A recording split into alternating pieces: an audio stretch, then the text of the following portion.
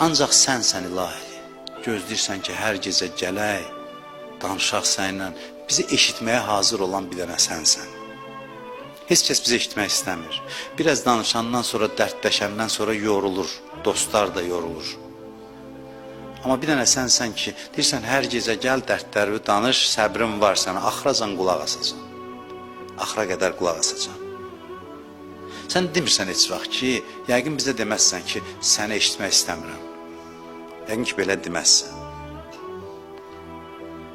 Sən heç vaxt məndən üz çevirməyən dostsan.